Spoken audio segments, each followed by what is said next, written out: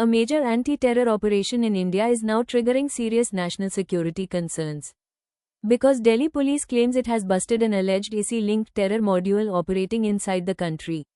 And according to investigators, the case involves cross-border networks, weapons recovery, underworld connections, and suspected plans targeting major Indian cities. The operation was carried out by the Delhi Police Special Cell, and authorities say multiple suspects were arrested during the crackdown.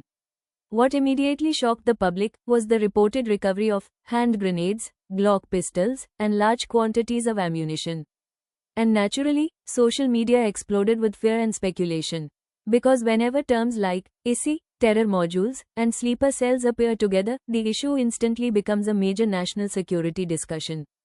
According to investigators, the suspects were allegedly connected to Pakistan's ISI and individuals linked to the Mumbai underworld network associated with Dawood Ibrahim.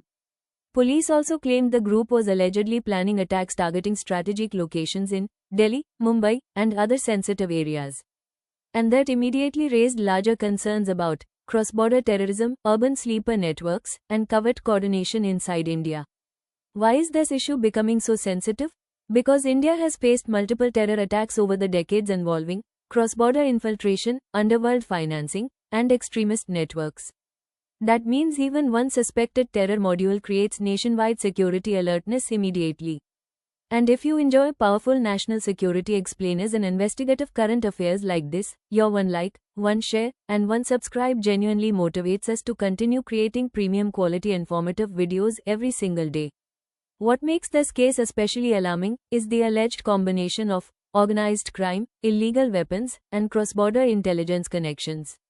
Experts say modern terror investigations increasingly involve complex networks using encrypted communication, financial channels, criminal syndicates, and covert local support systems. And security agencies now focus heavily on detecting potential sleeper cells before attacks occur. Because prevention has become one of the most critical parts of modern counter-terror operations. At the same time, investigations in such cases remain extremely sensitive and continue through intelligence analysis, forensic examination, and interrogation processes. Experts caution that security agencies must carefully verify every operational link during ongoing investigations. But the larger concern remains very real.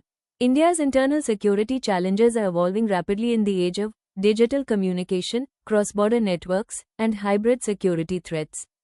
And cases like this remind the country of one important reality. Modern terrorism does not always arrive openly. Sometimes, it operates silently through hidden networks until security agencies intercept it in time.